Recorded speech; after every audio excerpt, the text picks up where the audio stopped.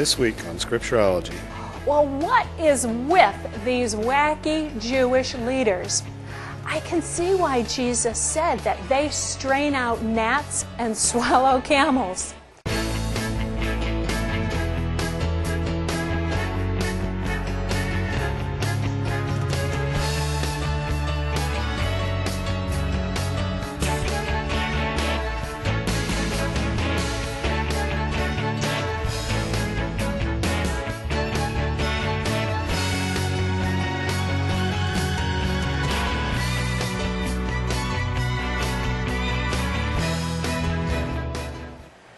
I used to work in rural Meriwether County, Georgia. The pride and joy of Meriwether County is the small town of Warm Springs. Warm Springs came to national prominence during the administration of Franklin Delano Roosevelt. Roosevelt had a small little second home in Warm Springs, which was dubbed by the press the Little White House. Roosevelt's attraction to the town was its mineral springs, which flowed at a nearly constant 90 degrees. He hoped that these warm mineral springs would give him relief or cure from the paralytic illness that he suffered from. He began coming to the springs in the 1920s and he died there in 1945. He was never cured. On today's Scripturology lesson, we're going to meet another long-term paralytic who also hoped for an aquatic cure. We're going to begin our study and our lesson today by reading John chapter 5, verses 1 through 15. After this, there was a feast of the Jews, and Jesus went up to Jerusalem. Now there is in Jerusalem by the sheep gate a pool in Aramaic called Bethesda, which has 5 roofed colonnades. In these lay a multitude of invalids, blind, lame, and paralyzed. One man who was there had been an invalid for 38 years.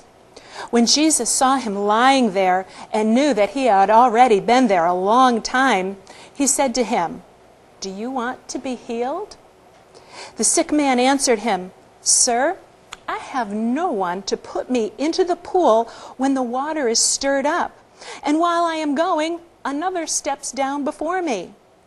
Jesus said to him, "Get up, take up your bed, and walk." And at once the man was healed, and he took up his bed and walked. Now that day was the Sabbath. So the Jews said to the man who had been healed, "It is the Sabbath. It is not lawful for you to take up your bed."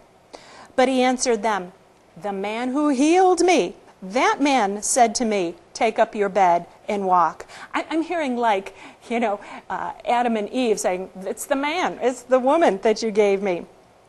They asked him, "Who is the man who said to you, 'Take up your bed and walk'?" Now the man who had been healed did not know who it was, for Jesus had withdrawn as there was a crowd in the place. Afterward, Jesus found him in the temple and said to him, "See, you are well. Sin no more, that nothing worse may happen to you." The man went away and told the Jews it was Jesus who had healed him.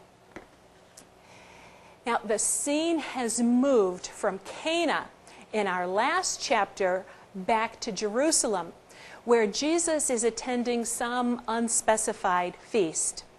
There were 5 feasts in the Jewish calendar that required the men's attendance at the temple. Because John records going to this feast right after the healing of the nobleman's son in chapter 4, we tend to think it's the very next thing that happened.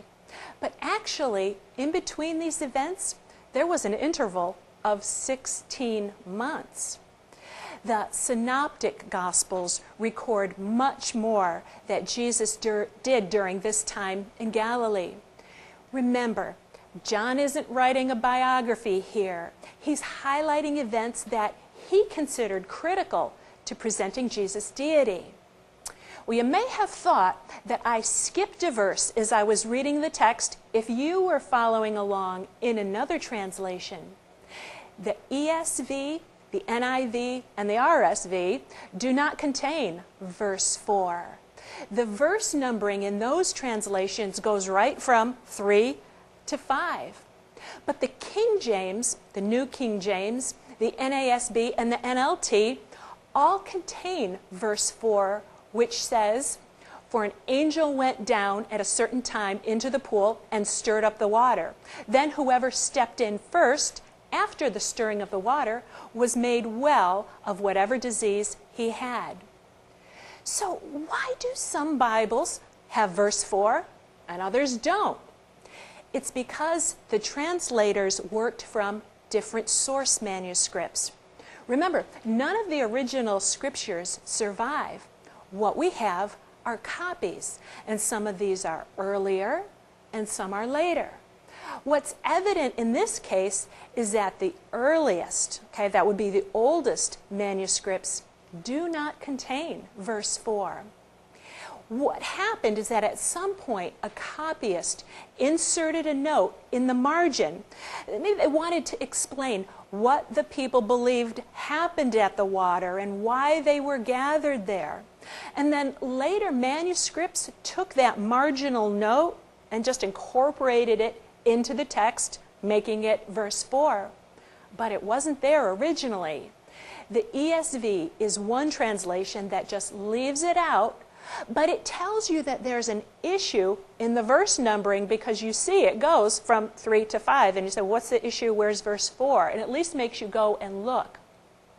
At various times I've pointed out deficiencies in the ESV translation that I use, but this is an example of when they got it right, in my humble opinion.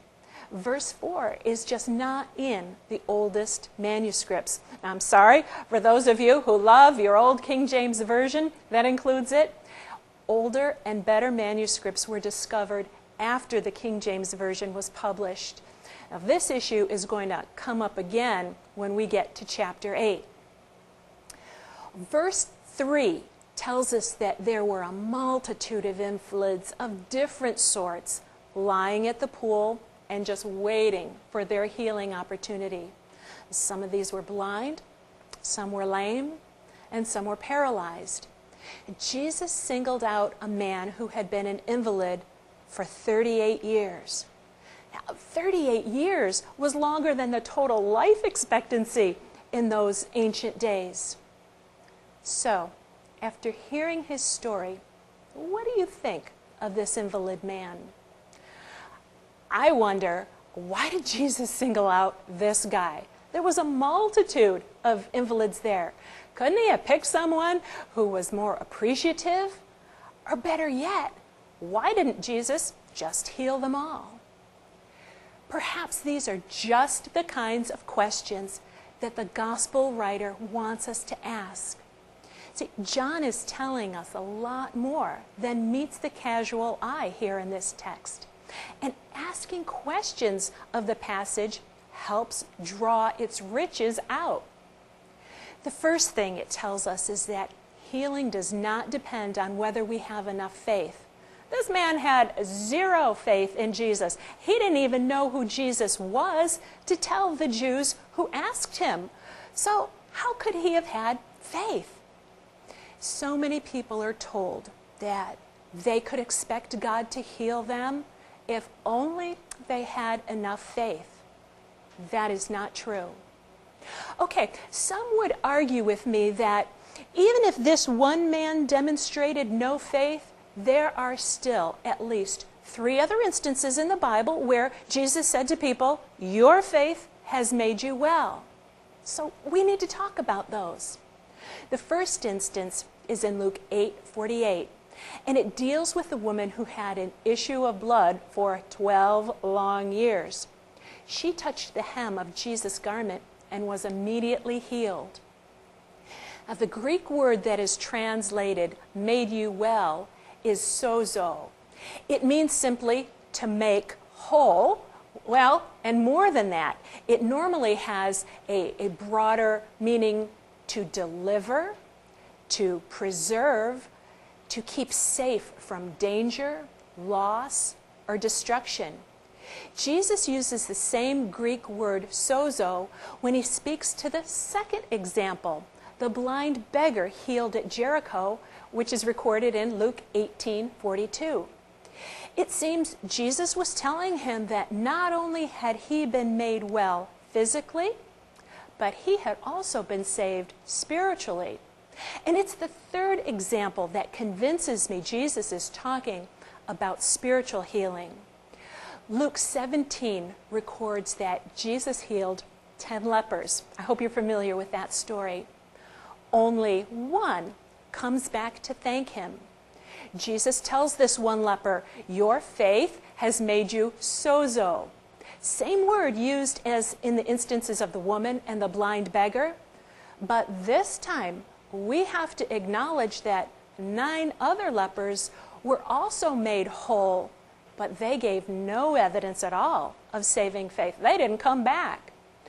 Only this one leper is told his faith has made him sozo, saved. Jesus had to be talking about more than physical healing because the others were physically healed, but this one leper had faith. Jesus said that faith brought salvation too. So the fact that our invalid and the 9 lepers in Luke 17 were healed without faith clearly demonstrates that faith isn't a prerequisite for healing. What faith is necessary for is salvation.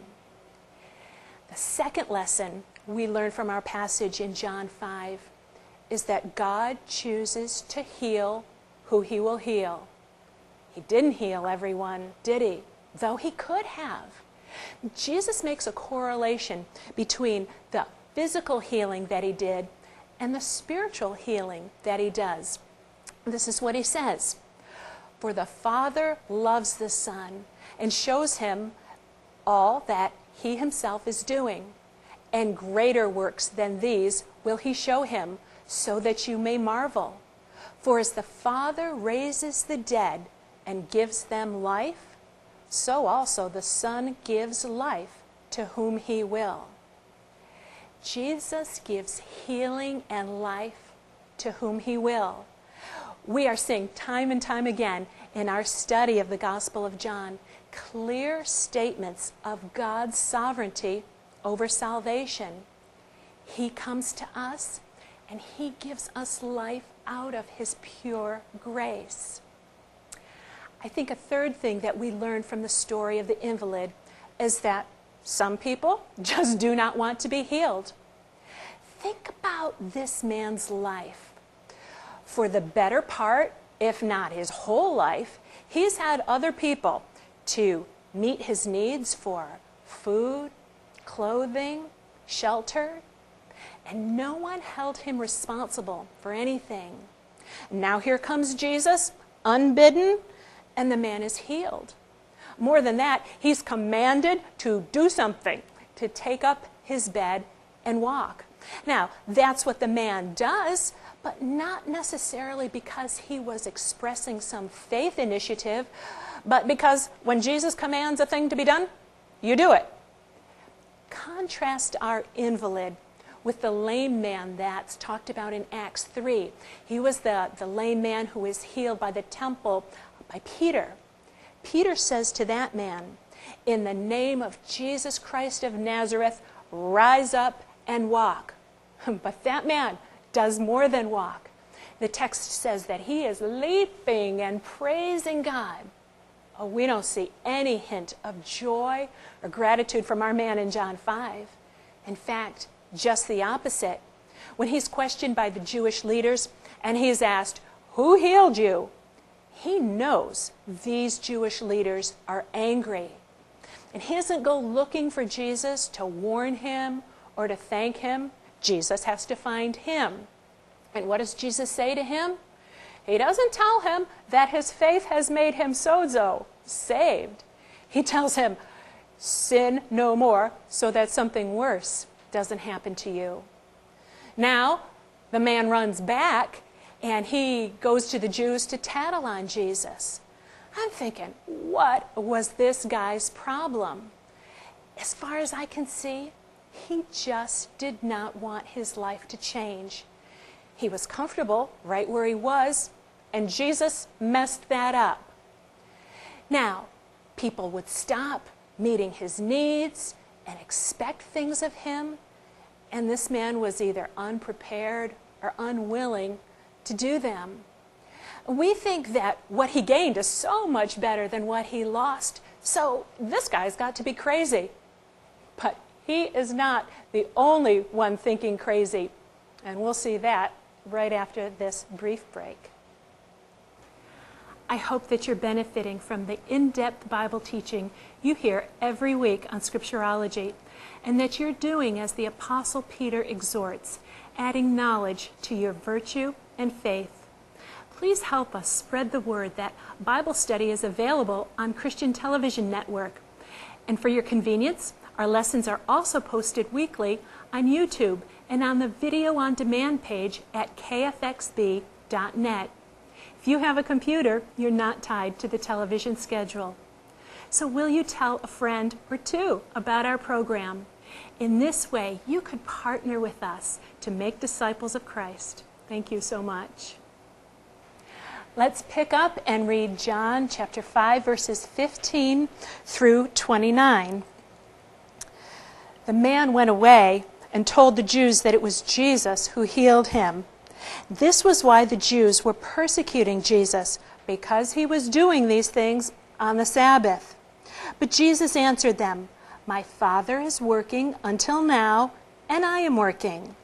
This is why the Jews were seeking all the more to kill him, because not only was he breaking the Sabbath, but he was even calling God his Father, making himself equal with God. So Jesus said to them, "Truly, truly, I say to you, the Son can do nothing of his own accord, but only what he sees the Father doing. For whatever the Father does, that the Son does likewise. For the Father loves the Son and shows him all that he himself is doing. And greater works than these he will show him, so that you may marvel. For as the Father raises the dead and gives them life, so also the Son gives life to whom he will. The Father judges no one, but has given all judgment to the Son, that all may honor the Son just as they honor the Father. Whoever does not honor the Son does not honor the Father who sent him. Truly, truly, I say to you, whoever hears my word and believes him who sent me has eternal life. He does not come into judgment, but is passed from death to life. Truly, truly, I say to you, an hour is coming and is now here, when the dead will hear the voice of the Son of God, and those who hear will live. For as the Father has life in himself, so he has granted the Son also to have life in himself. And he has given him authority to execute judgment, because he is the Son of Man. Do not marvel at this, for an hour is coming when all who are in the tombs will hear his voice and come out, and those who have done good to the resurrection of life, and those who have done evil to the resurrection of judgment. Well, what is with these wacky Jewish leaders? I can see why Jesus said that they strain out gnats and swallow camels. Before them stands a man who was healed after 38 years of being a helpless invalid. And all they can focus on is the fact that he carried his mat and someone healed him on the Sabbath.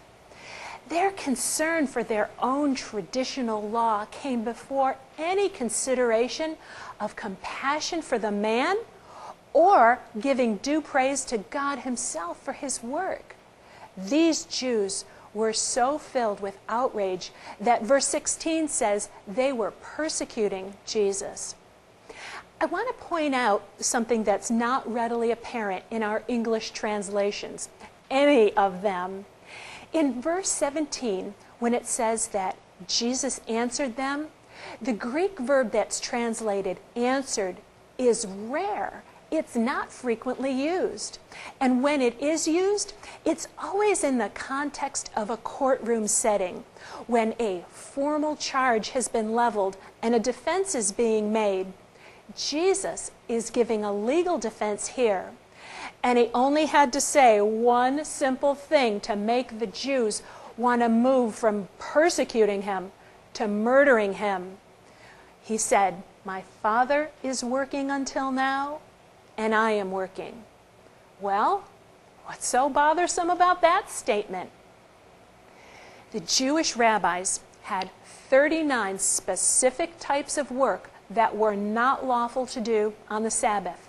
The 39th one prohibited the very thing that this invalid had done: carry something from one place to another. But these rabbis had also included a single exception to their law. They concluded that it was okay for God himself to work on the Sabbath because he was God and he's not constrained by any man's law. God still sustained the universe and held it together. God might rest, but he could never stop being active altogether. So when Jesus made the statement that God is still working, therefore he is working, it caught these Jews in a little bit of a conundrum. If God was allowed to work, then his Son was allowed to work. And if they argued with the healing that Jesus was doing on the Sabbath, then they would be arguing with God. They clearly understood that Jesus was making himself equal with God, just as John had said clearly in verse 18. There are cults that deny Jesus ever claimed to be God, and so they don't recognize him as God. And that they have in common with these Jews, although at least these Jews understood what Jesus was saying about himself. Jesus goes on in the passage and elaborates on the fact that he does the same things his Father does. And just as the Father raises the dead and gives life, Jesus also gives life to whom he will. And Jesus had a word for those who do not recognize his co-equal relationship to the Father. He said, "If you don't honor the Son, you do not honor the Father who sent him." Before we move on to our next section, I want to touch on this matter of keeping the Sabbath. Is that something that Christians are supposed to do under the new covenant or not? Okay, well, I personally have gone back and forth on this issue several times. Sometimes I've thought it's okay to go out to Sunday lunch at a restaurant. And sometimes I've been against that.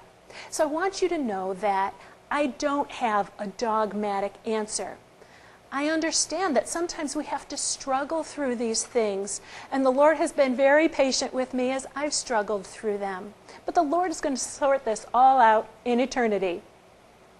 But after studying what the Jews condemned Jesus for, and what his response was in not only this, but in other passages, I'm inclined to think that God's intention was to provide a rest for man to enjoy, and not to become legalistic over it in a Pharisaical or even an Old Covenant way. But that's just my opinion. Well, Jesus continues his defense, and we get a bit more of the flavor that this is indeed a legal proceeding. As I read, I want you to listen for how often you hear the words witness and testimony. So I'm going to be reading John 5, verses 30 through 47. I can do nothing on my own. As I hear, I judge, and my judgment is just, because I seek not my own will, but the will of him who sent me. If I alone bear witness about myself, my testimony is not deemed true. But there is another who bears witness about me, and I know that the testimony that he bears about me is true. You sent to John, and he has borne witness to the truth. Not that the testimony that I receive is from man, but I say these things so that you might be saved. He was a burning and shining lamp, and you were willing to rejoice for a while in his light. But the testimony that I have is greater than that of John. For the works that the Father has given me to accomplish, the very works that I am doing, bear witness about me, that the Father has sent me. And the Father who has sent me has himself borne witness about me. His voice you have never heard, his form you have never seen, and you do not have his word abiding in you. For you do not believe the one that he sent. You search the Scriptures because you think that in them you have eternal life, and it is they that bear witness about me. Yet you refuse to come to me, that you may have life. I do not receive glory from people, but I know that you do not have the love of God within you. I have come in my Father's name, and you do not receive me. If another comes in his own name, him you will receive. How can you believe when you receive glory from another and do not seek the glory that comes from the only God? Do not think that I will accuse you to the Father. There is one who accuses you, Moses, on whom you have set your hope. For if you believed Moses, you would believe me, that he wrote of me. But if you do not believe his writings, how will you believe my words? Jesus acknowledges that they will not accept his witness about himself unless it is verified by other sources. So he points to 4 other sources that bear witness about him. The first one is John the Baptist. Calling John the Baptist as a witness was like the defense calling a prosecution witness. John the Baptist was the Jews' prophet, and Jesus said they had rejoiced in his light for a while. They were thrilled to have a prophet, but they found out they didn't like what he had to say. Jesus said their own prophet had told them who Jesus was, and we saw that in chapter 1. The second witness Jesus calls are the works that he'd done, the miracles that he'd performed. Remember, even the Pharisee Nicodemus said, "We know that you are from God because no one can do the works that you do unless God is with him." Nicodemus didn't miss that. The third witness to Jesus' identity was the Father himself, and in his own voice. Now, John didn't record it, but the other gospel writers did, how at his baptism the Spirit descended on him like a dove, and the Father's audible voice was heard saying, "This is my beloved Son, with whom I am well pleased." Apparently, God speaking from heaven will not do for even these spiritually hardened men. And then finally, Jesus said the Scriptures gave witness about him. Jesus told them the very thing they spent their life studying was shouting a witness about him, and they missed it. He says he won't need to accuse them to the Father because Moses and his writings have already done it. Those were the writings that they had studied. He told them it was all there in black and white.